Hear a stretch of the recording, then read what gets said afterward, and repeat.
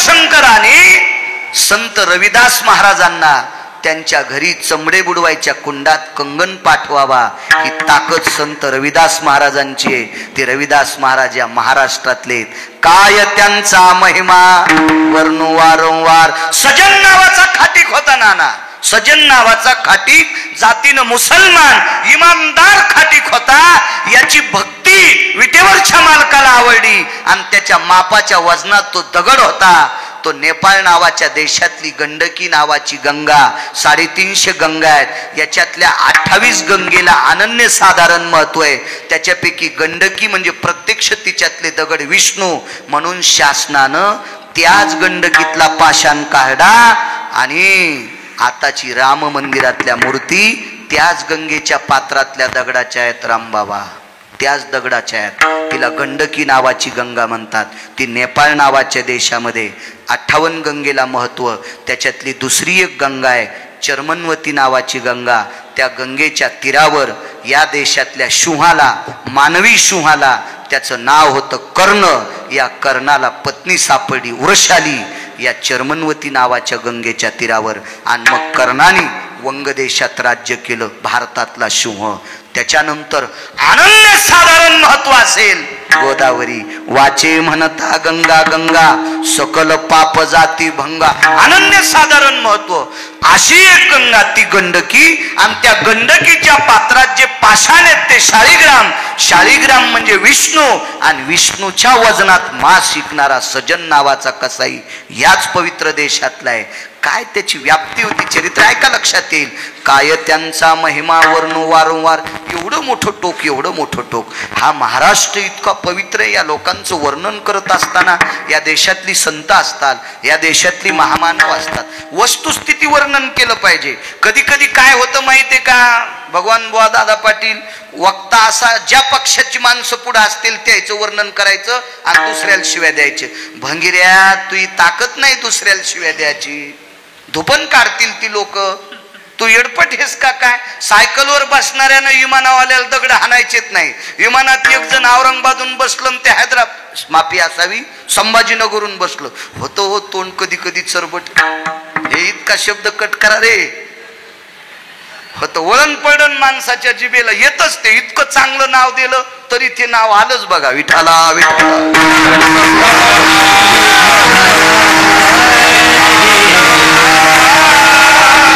छत्रपती संभाजीनगरच्या त्या हवाई अधिष्ठानातून एक जण विमानात बसला आणि त्या संभाजीनगरहूनच एक सायकलवाला म्हणला याच्या आधी मी हैदराबादला जातो. येडपटीस का तू. चिकलठाणच्या वाड्यातच मेलं ते. त्याची सायकल तिथंच गुरफाटली ती. मला म्हणायचं भाग, वरही गेलेल्या लोकांना खालच्या लोकांनी दगड हाणायचे नाही. मोठी मोठीच असतात. धनवंता लागी सर्व मान्यता आहे जगी. आता एखाद्या पक्षातल्या लोकांना नाव ठेवल्यावर ह्या पक्षातली लोक आनंदी होतील, पण तिकडे गेल्यावर ते बेसरामाच्या फोकानं हाणतील.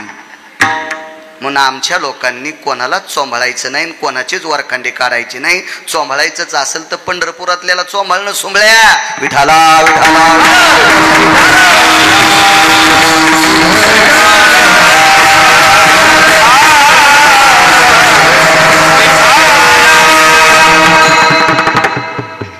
काय सांगू लागलो, गेलं इसरून.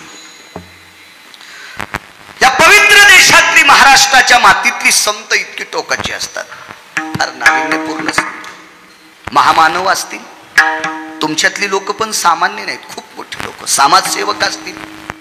श्रावण महिना आहे. आता रामकाका शेवटचं वाक्य बस झालं. आता पुढं जायचंय नानांना. माझ्या मावल्यांना तुम्हाला सांगतोय, तुमच्यातली एक बाई किती अधिकारी. म्हणून मी नेहमी सांगत असतो, नाना या देशातलं सर्वात मोठं जडवड रत्न काय असेल ते या देशाची स्त्री आहे.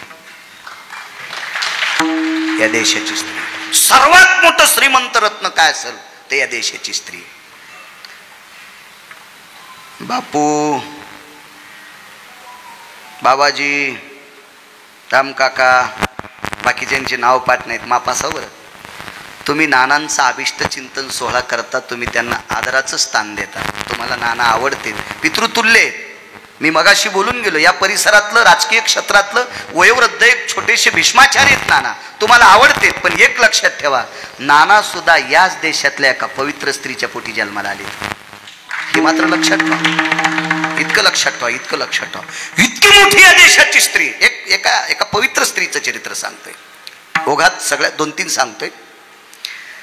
शेवटचा श्वास घेत असताना घोड्याच्या कानात ज्यानं सांगावा, घोड्याच्या कानात सांगावा मला अमक्या प्रांताला घेऊन जा. त्या घोड्याचं नाव होतं चेतक. त्याच्यावर बसणारा या पवित्र देशातला राजा होता महाराणा प्रताप. त्या महाराणा प्रतापांना जन्म देणारी पवित्र स्त्री या भारतात. राजकीय क्षेत्रात नाना 5 डॉन झाले. 5 या लोकांसारखा राजकारणात निदान गिरगावचा बाळ्या जिवंत आहे तोपर्यंत तरी या 5 लोकांसारखा जन्माला येणार नाही. बापू तो सोपा वरीच घेतला असता तर खाली, वरे इथं घेतला असता, राहू द्यायचा खाली. ठीक ठीक. विडाला विडाला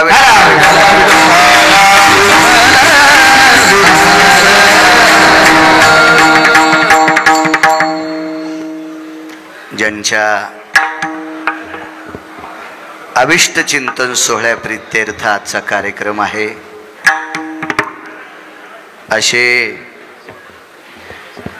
राजकीय क्षेत्रातलं या परिसरातलं एक तात्विक सात्विक रत्न वयोवृद्ध तपोवृद्ध आदरणीय नाना या ठिकाणी आलेले आहेत.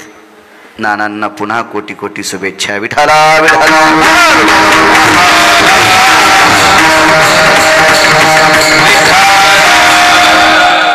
एक मुद्दा तुमच्या पुढे कोंडोजींचा मांडला, दुसरा ह्या एका माथारीचा मांडेल आणि एक 10-15 मिनिटात मुद्दा मांडेल. मग तुमच्या बाकीच्या सत्काराला मी तुम्हाला सुट्टी देतो. विठाला विठाला विठाला.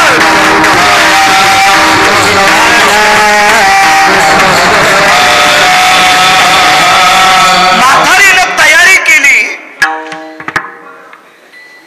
बसा आता बाकीचे कार्यकर्ते बसा. आपण हारतोऱ्याचा कार्यक्रम नंतर ठेवूच आपण. विठाला विठाला विठाला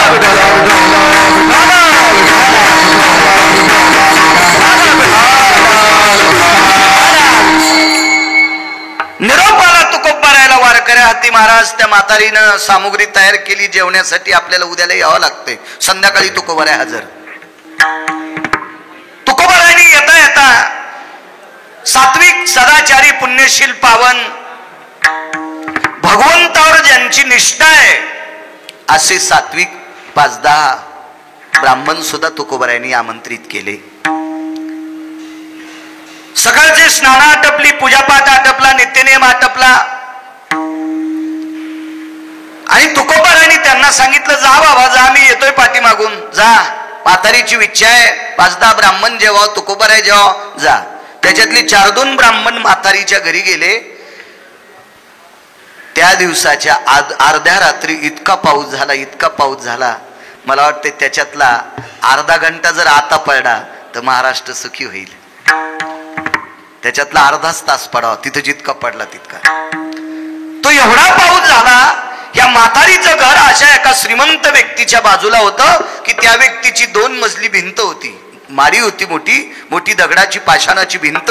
आणि ती भिंत अर्धी कोसळली आणि तिची पूर्णी म्हणायची. जुनी माणसं त्याला मध्ये जे भरतात त्याला पूर्णी, हे जीनच्या पॅन्टीवाल्यांना कळणार नाही.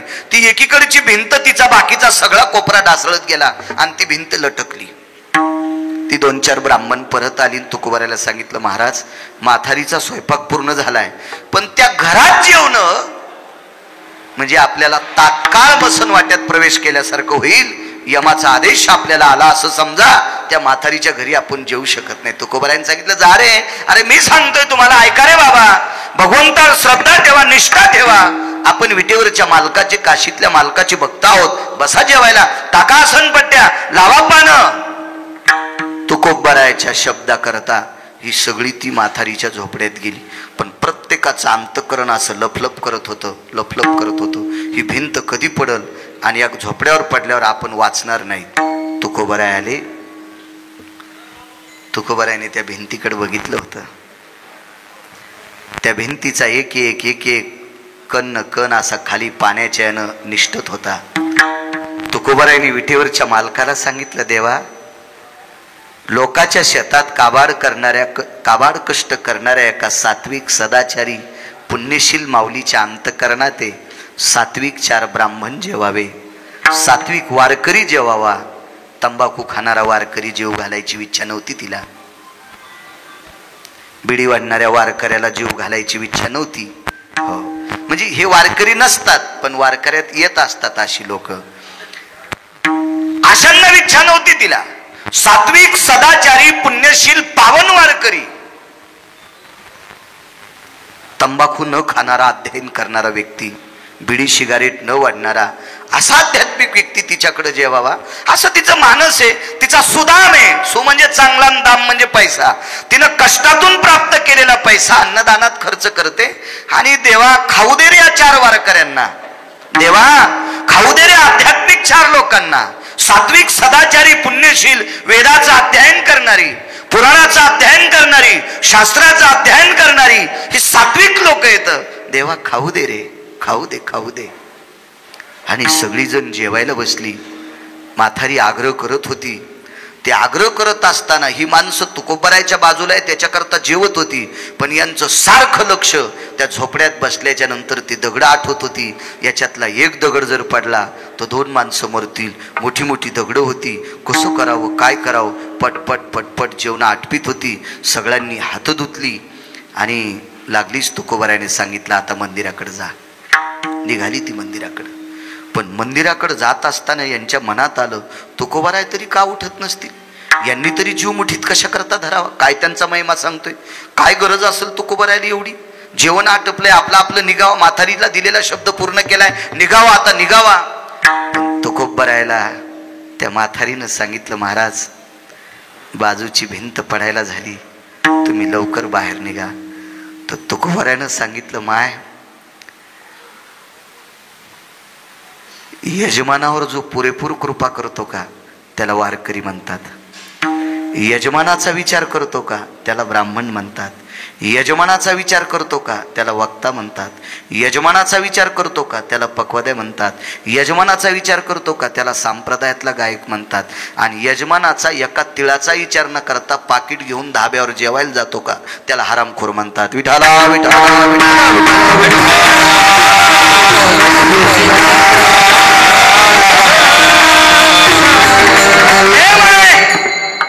एक वारकरी जेवावा, 5-4 वारकरी जेवावा, सात्विक सदाचारी ब्राह्मण जेवावा, हे तुझं मानस आहे ना ग बाई. बघ, एक लक्षात ठेव, आम्ही सुद्धा विटेवरच्या मालकाचे भक्त आहेत. आम्हाला जेव घालणारी यजमान म्हातारी आमच्या देखता तिनं 2 घास खावा ही सुद्धा आमची इच्छा आहे. आणि तुकोबारायांनी स्वतः तिच्या घरातलंच पान तिला टाकलं आणि वाढून घे पदार्थ. तुकोबारायच्या सानिध्यात तिचा हात चळचळ कापत होता. पण तुकोबारायचा आदेश म्हणून तिनं पात्रातली पोळी घेतली, भाजी घेतली, त्या पानावर भात घेतला आणि तुकोबारायाकडे बघत खाली मान घातली आणि ती निमूटपणे तिनं प्रसाद सेवन केला. तुकोबारायाने त्या म्हातारीच्या हाताला धरलं नाना आणि बाहेर काढलं. गावातली 5-4 वारकरी बोलवली आणि त्यांना सांगितलं, बाबा रे, हिच्या घरातलं संपूर्ण साहित्य आता खराब होते, हे सगळं बाहेर काढा. बाहेर काढलं ते साहित्य, म्हातारीला बाहेर काढलं आणि विटेवरच्या मालकाला सांगितलं, देवा माझ्यामुळं तुला ही भिंत थांबवा लागली रे, आता तुझं सुदर्शन काढून घे. त्यावेळेला विटेवरच्या मालकानं त्या भिंतीला लावलेलं सुदर्शन काढलं आणि धाड धाड धाड त्या श्रीमंताची भिंत पडली. आणि जाता जाता तुकोबारायांनी मंदिरामध्ये काही ठराविक श्रीमंत बोलवली आणि त्यांना सांगितलं, गरीब म्हातारी आहे, वारकरी संप्रदायावर तिचं प्रेम आहे, आध्यात्मिक लोकांवर तिचं प्रेम आहे. गावातल्या श्रीमंत मंडळींनो, तिची निवाऱ्याची व्यवस्था करा, तिची निवाऱ्याची व्यवस्था करा. मला असं वाटतंय तुकोबारायांनी त्या काळात घरकुल योजना राबवली.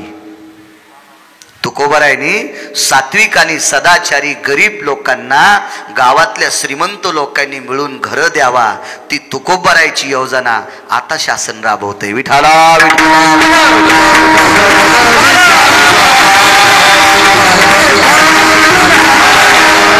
चांगल्या सात्विक 10-5 कौलाच्या 50-50 कौलं लावलेल्या एका सदाचारी घरामध्ये माथारीला सुपृत केलं. तुकोबाराय निघून गेले. माझे निळोबाराय म्हणतात, विश्वातली कुठली जरी शक्ती असती तर ती भिंत थांबत नव्हती, त्या माथारीचा नेम करीला जात नव्हता.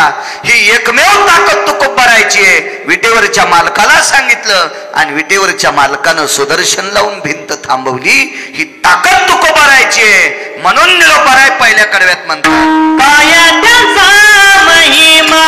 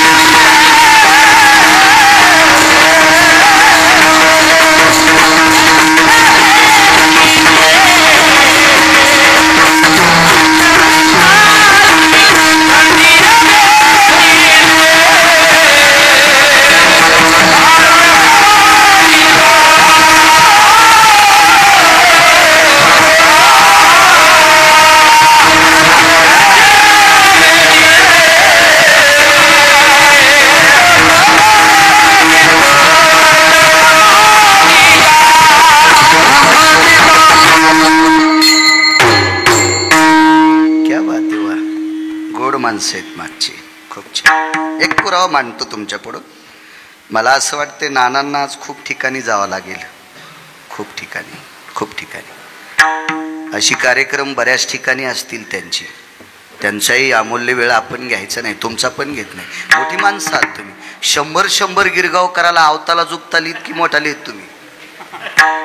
आणि तुमचा वेळ कशाला घ्यायचा, कशाला. आणि गाफील पण सांगणार नाही, चांगलंच सांगेल थोडा वेळ. वक्त्याने दादा पाटील चुकीचं नाही बोलायचं.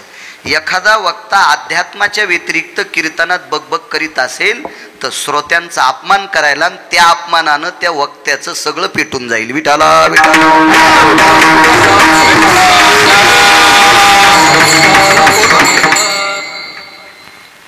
बापू एक अगोदरचा पुरावा सांगितला कोंडजींचा.